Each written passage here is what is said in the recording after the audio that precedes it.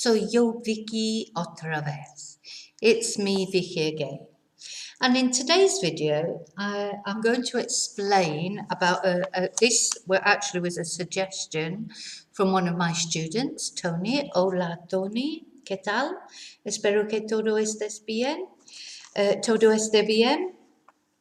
And Tony said to me, I would like you to explain the verb echar.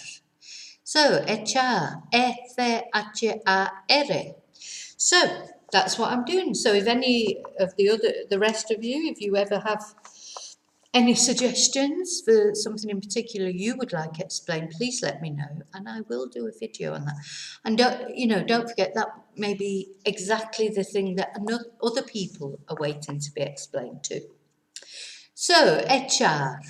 A very useful verb because it's got lots of different connotations, lots of different ways we can use it. Our first basic use of the verb echar is to throw. For example, te eché el balón. I threw you the ball. Now, te is a pronoun. If you don't know about pronouns, they are explained in my Break the Language Barrier Level 2 book for pronouns. These are available on any Amazon site. And also eché, which is the pre-treat, past tense, one of the past tenses. That is also in the Level 2 book.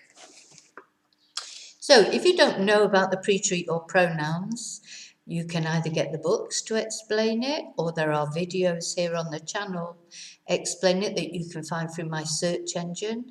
If you don't know how to do that, just get in touch with me and I will send you the link for the playlist or for the particular video, or there will be a playlist. So for example, the past tenses, there's a playlist for the past tenses. So I send you the link and you can watch it and it will just keep going through all the videos about the past tense.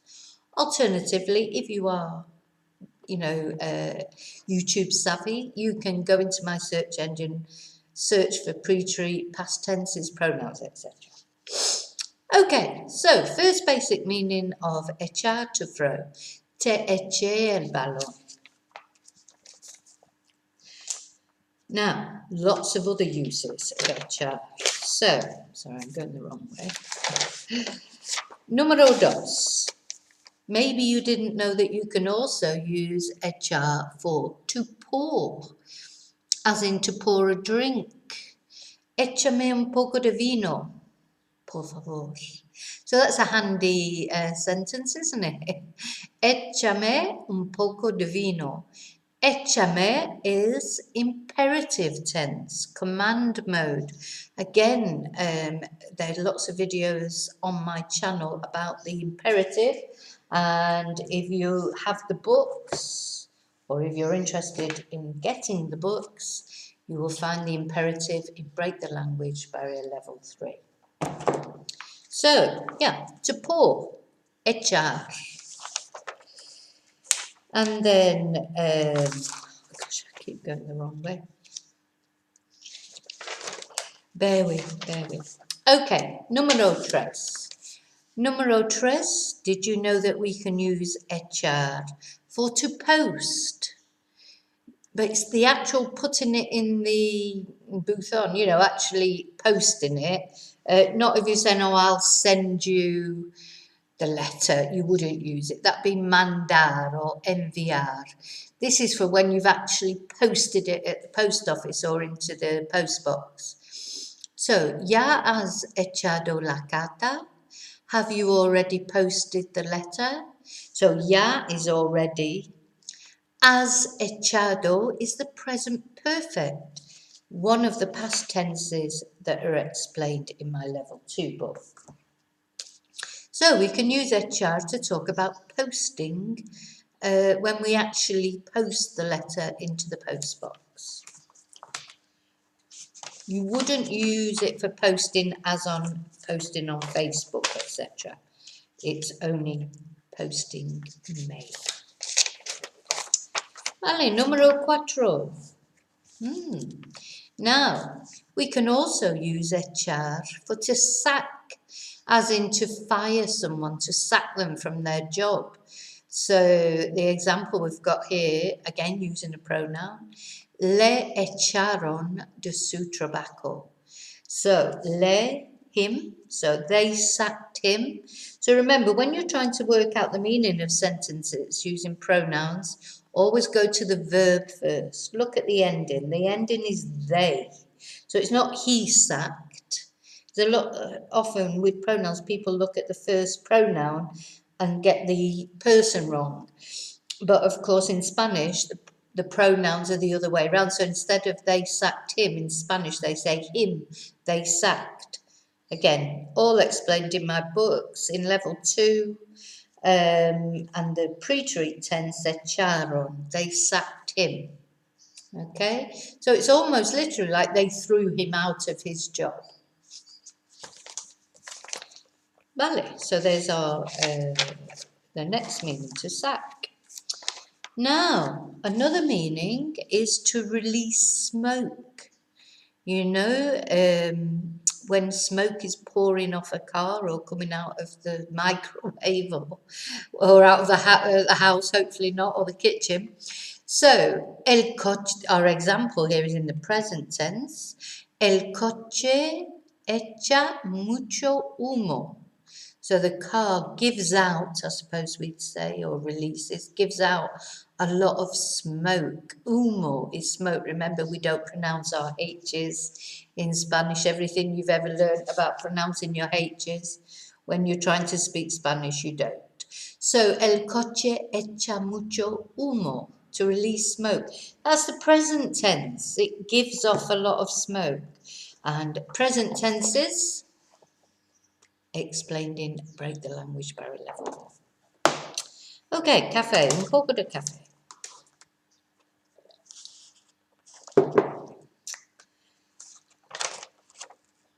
Ok, número 6.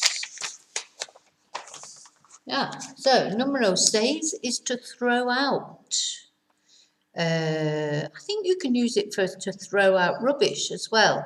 But in this particular, my example I've used is nos echaron del bar por pelear. So, another pronoun. They threw us out, because they us threw out. In Spanish, you say nos, they threw out of the bar for fighting. Pelear is to fight.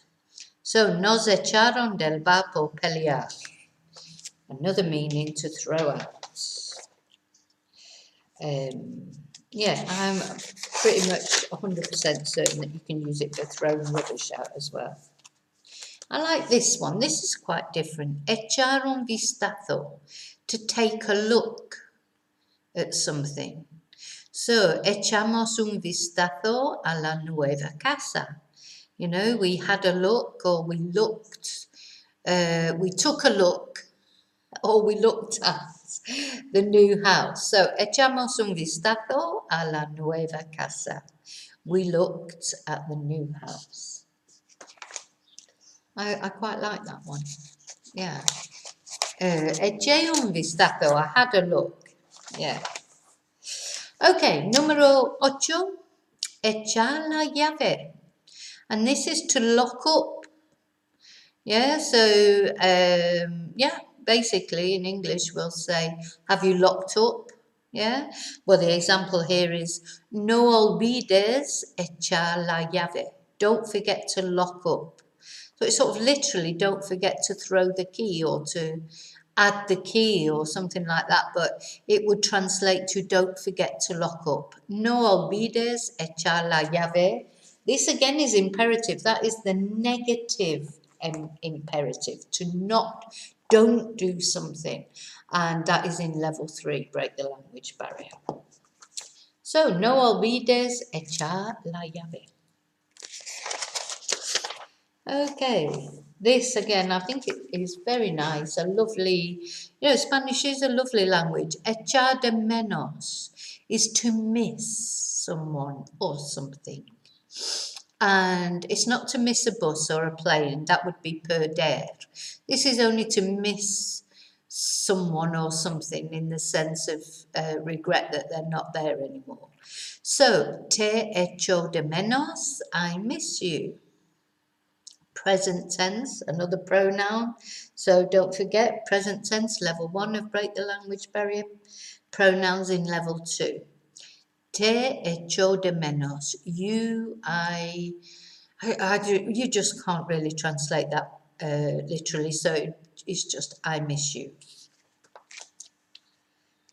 Yeah, it's a nice expression, isn't it? Te echo de menos. It means sort of almost, I feel the loss of you. Okay. This is, I think, a useful expression. Echar leña al fuego. Add fuel to the fire. And I mean, and you can use it literally when we're putting wood on the fire. If you have a fire that you put wood on, an open fire. But it also translates to our expression that we have in English, add fuel to the fire, when you stir something up or make something worse. So, no digas nada, don't say anything. Solo echas leña al fuego. You're just adding fuel to the fire, or you're just making things worse. So, yeah, I think we could say that that means to make things worse, isn't it? No digas nada, again, imperative, a negative imperative. Solo echas leña al fuego. You're just making things worse, or you're just adding fuel to the fire. Okay, numero 11. So you can see how diverse all these things are. I mean, we're looking at one verb that's got all these different meanings, and they really are completely different. Echarle ganas is to put effort into something. Yeah, so ganas is an interesting word. Actually, maybe I should do a video on that one day, because ganas is like the inclination to do something. So echarle ganas, put effort in, and our example is hay que echarle ganas para tener éxito.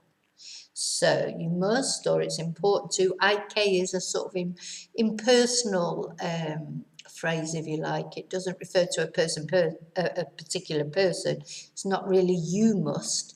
It's one must. So one must put effort in to be successful. Tener éxito, to be successful. Notice that in Spanish we're saying to have success. Tener éxito. Número 12.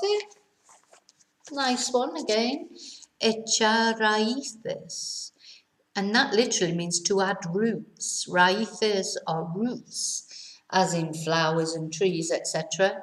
And this translates to settle down, which of course in English we do say to put down roots, don't we? So our example is, he viajado mucho en la vida, es la hora de echar raíces. I've travelled a lot in life and it's time to put down roots or to settle down. So, he viajado is present perfect, which is explained in level 2 of Break the Language Barrier. For those of you who are wanting to improve your grammar. Okay, número 13. Echar una mano, to help out. So, I've used the third person there. Echa una mano a mi familia. So that would be he or she helped my family or gave my family a hand. Of course, we do have this expression in English as well, to give a hand, give someone a hand, to help out. Echar una mano. Yeah, mano is an interesting word because, of course, it ends in o, but it is, in fact, feminine. Okay. Número 14, echar por atrás. Por atrás is backwards, and this it translates to in English to back out of something. Yeah, echar por atrás, to back out. José iba a participar, pero ayer echó por atrás. So José was going to participate, but yesterday he backed out. So we've got two past tenses there. We've got was going to, iba, which is the imperfect tense. And we've got hecho por atrás, which is the preterite tense, both of which are in the level 2. The pain barrier, which got all the past tenses in. I call it the pain barrier because it's perhaps the trickiest level because of all the past tenses, which are always, they're not exactly difficult, but they're difficult sometimes to tell the difference between the different ones. Okay, número 15, echar en cara. That is to reproach someone or tell them off. Yeah? Mi mujer me echó en cara por no limpiar el coche. So my wife told me off or reproached me because of not washing the car. That's the example. It's preterite. It's got pronoun in again. A lot of pronouns in these.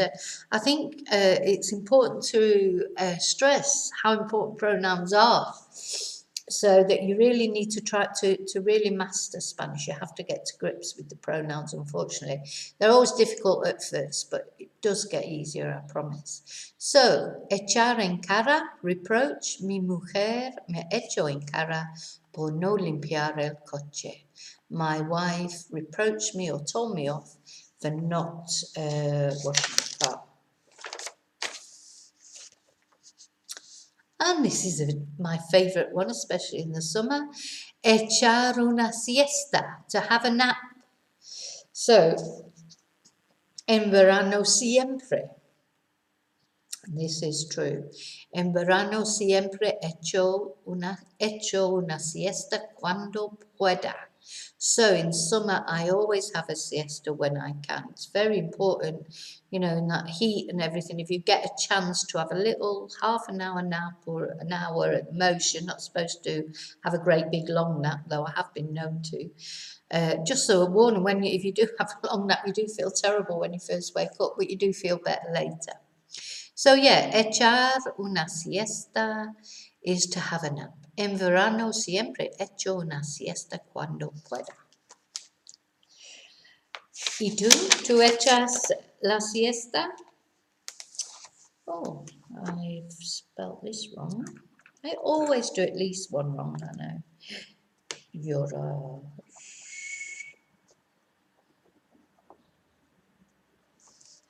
Okay. Echar a llorar, and that, sorry about that, but it's a double L-O-R-A-R, llorar, is to start crying. Echar, because llorar is to cry. Echar a llorar is like to burst into tears. So, our example is, estuvimos hablando y de repente Carmen echó a llorar. Remember our double L pronunciation is a y sound. So we were speaking and suddenly, de repente is suddenly, Carmen burst out crying or started to cry. Estuvimos hablando y de repente Carmen echó a llorar. No, I'm not sure. No, I've still got it. I thought that was the last one, but it's not. Oh no, dos más. Okay. Echar a volar is to get rid of. Yeah, to volar is to fly, so it's to throw something flying. So, ¿cuándo vas a echar a volar tu novio? When are you going to get rid of your boyfriend? It could be your car. It could be your dog. It probably wouldn't be your dog. It could be anything. Get rid of. So, ¿cuándo vas a echar a volar tu novio? When are you going to get rid of your boyfriend? Vale. 19. Echar la culpa is to blame someone. So, me echaron la culpa de todo. They blamed me for everything. Another pronoun there. Remember, we go to the verb, look at the ending on the verb when we're trying to work out what sentences mean. Always focus in on the verb before you try to make sense of it. Me echaron la culpa para... sorry, I put para, but it's not, it's de. Me echaron la culpa de todo. They blamed me for everything. Story of my life. Vale, creo que eso es el último. I think this is the last one. See. And this is the opposite of getting rid of a boyfriend or girlfriend. Echarse un novio o novia is to get a girlfriend or boyfriend. So, es mejor, now remember these are just examples, not necessarily my view on things. Es mejor echarse un novio o novia, una novia, con más años. Now you can take that as you want. It could be it's better to get a boyfriend or girlfriend who's older, or when you're older, either way. And as I say, not necessarily of you, just an example. So, echarse un novio o novia es mejor echarse un o una novio novia con más años. Vale, so we can see there's a lot of different ways that we can use the verb echar. And you will hear it a lot. It's a very common verb, and these are very common expressions. So they're handy to learn. Try and use them in your conversation. You can write out some examples and send them to me. If you want to do an example of each of those, I will check it for you, look it over for you, put it in comments or send me a message, whatever you prefer. Okay, so as usual, if you've enjoyed the video, please don't forget to give me a thumbs up. That's very important for me. It really helps me out. It's a free way you can help me out.